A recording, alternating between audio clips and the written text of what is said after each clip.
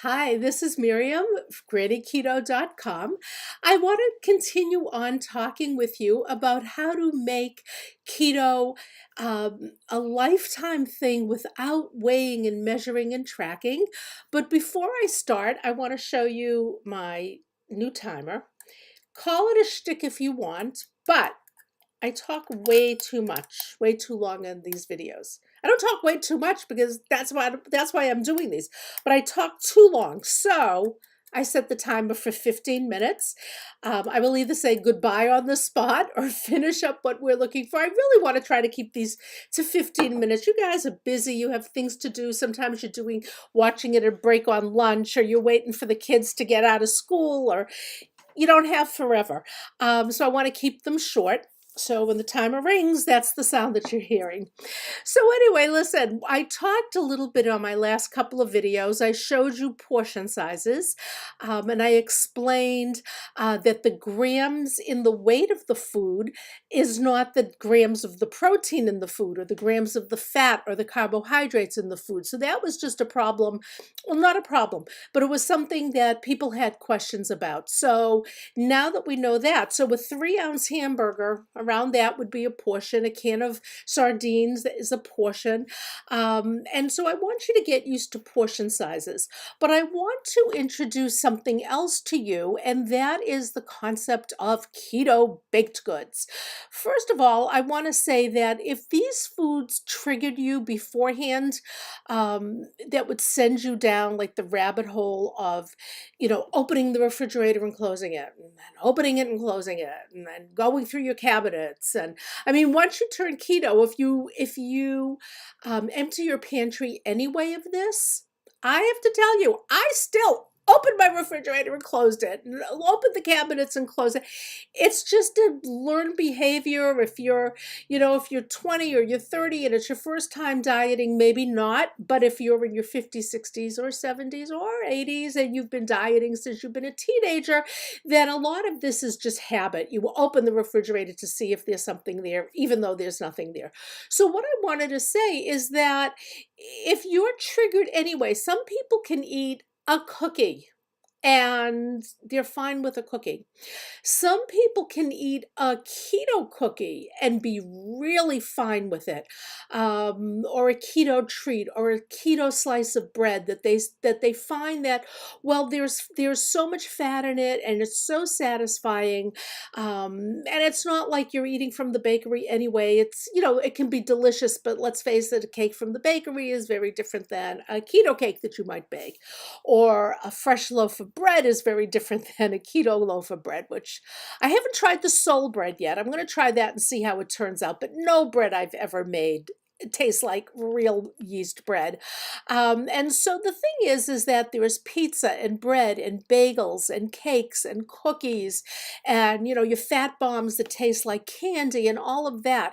And if that sort of stuff triggered you in your prior eating life, chances are it's going to trigger you again, even in your keto life. As I said, some people will eat a keto treat or something and say, I just need one because the fat satisfies me. I can only talk about myself. The satisfaction value of eating a sweet had nothing to do with the satisfaction of eating the sweet. It was the sugar, and it was the flour, and it was all of that just drove my eating. But what happened is, as I got used to not eating just one, I got used to not eating just one. So even if I had something keto, the taste of the sweetness or the concept of the bread would drive me to want more. It wasn't, it has the fat, it doesn't have the sweetener. It's all portioned out, it's perfect, the macros are perfect. It fit into my meal, but my mind said more. And so for me, substituting a keto way of making something that always triggered me really doesn't do me any good. It's not dangerous in that I'll stay within my calories and my fat and my protein, unless of course I've had too much. But if I just have one or two, chances are I'm not going to do any damage physically, but mentally I just go straight down that rabbit hole. So that's one reason for avoiding keto baked goods, whether it's sweet or savory. If you don't have that problem, then, go at it. Make a lovely keto cake and have a slice and put the rest away. Don't tell anybody. But I took it out of the freezer and I ate it frozen. Okay? I am not the person who can have sweets in the house. This is a mental issue.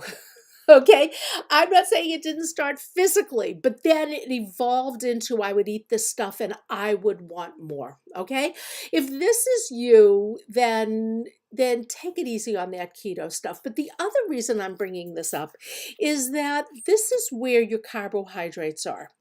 Almond flour has carbohydrates, the eggs you use, the nuts you use. This all has carbohydrates and it adds to it. So I have a lovely keto cake on my website, grannyketo.com. If you go to Granny's table, there's a lovely recipe there.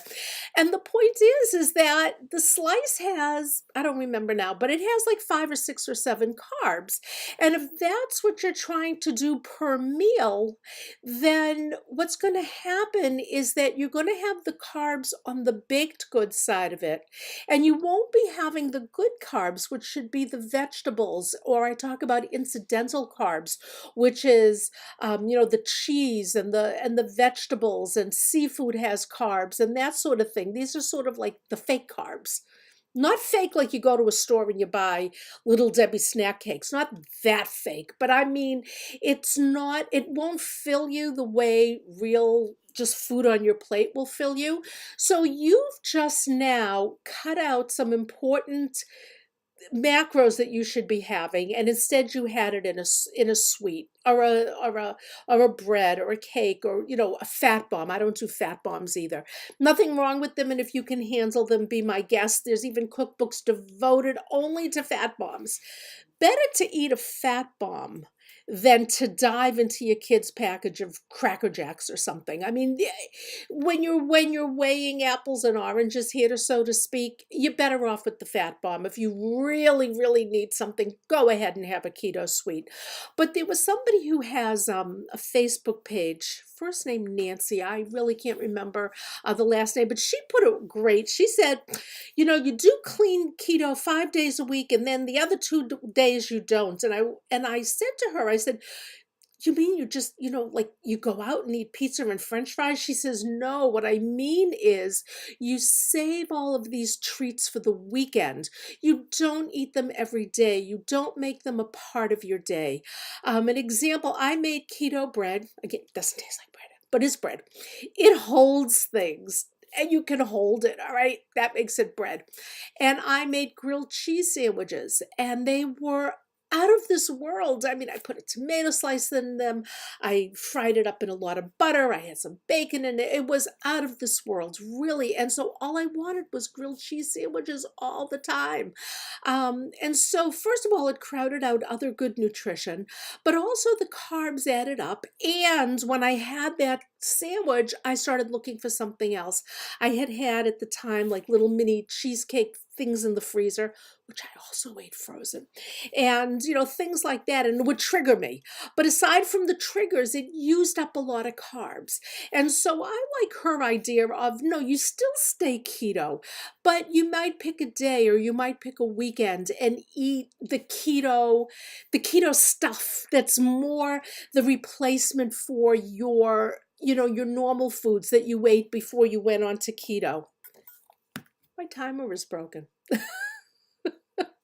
Oh my God. Oh my God. And I already threw out the packaging. I ordered it from Amazon. I hear it ticking, but it's not working. All right. So listen, in that case, I sort of don't know how long I've been talking. Oh, the timer says 10 minutes. But listen, if I'm done saying what I have to say, why should I just gab for another 5 minutes? But anyway, so that was the other thing that I wanted to tell you, that if you're aiming to not weigh and measure and track and do things like that, that also cutting out the keto baked goods like bread, cutting out the keto sweets like fat bombs, cutting out the keto desserts like ice cream or the cake that I made.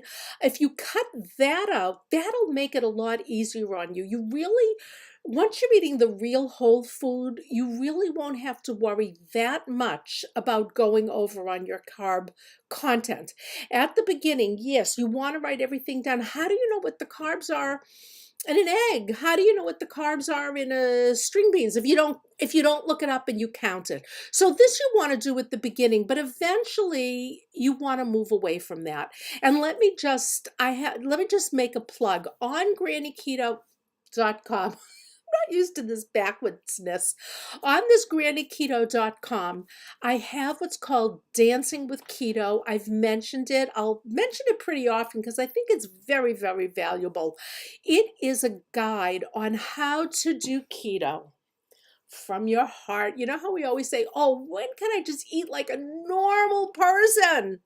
Okay, this will get you there. Okay, it's all these techniques for just going with it, going with the flow. I mean, when I taught this to my dancers, they still had to know the steps. I mean, you can always tell a dancer, you put on music and she dances, and oh, she may be lovely, but you know she doesn't know what she's talking about, but dancing about. So you still have to learn all of this, but you can work your way towards freedom. So that's a very, very valuable step. Don't use too many carbs, even though they are keto, in that they don't have real sugar and they don't have real flour and they don't have whatever else it is you're not supposed to have in a baked goods. I'm thinking off the top of my head, and so what you get is nothing. So, but the point is that they're still keto, and the slice for slice or piece for piece, it might work out as a perfect macro, like 5% carbs and 20% protein and 75%, fat. And you go, oh, this is a perfect keto treat. And yes, it is, but it might trigger you. It might crowd out other food that you would be better off eating. And it might also not really teach you a whole lot. Okay, so just be careful of those keto treats and baked goods. Enjoy them if you want. I have recipes up on my site. I have a recipe for bagels. I think I put the recipe up for bread. I may not have. You look up these other wonderful. Christy Sullivan has her bread recipes. Carrie Brown has her ice cream recipes and other dessert recipes. They're out there, dime a dozen. Okay, so other people do it, and I'm not saying you should. Just be careful. But I love this idea of treat yourself on the weekends, have that grilled cheese sandwich, have that piece of cake. Go for it. But don't make it a one-for-one substitution of everything that ever got you in trouble. You're going to find a way to eat it now with keto. You're still going to get in trouble, believe me. Anyway, listen, I still haven't used up my 15 minutes, but I'm going to say goodbye.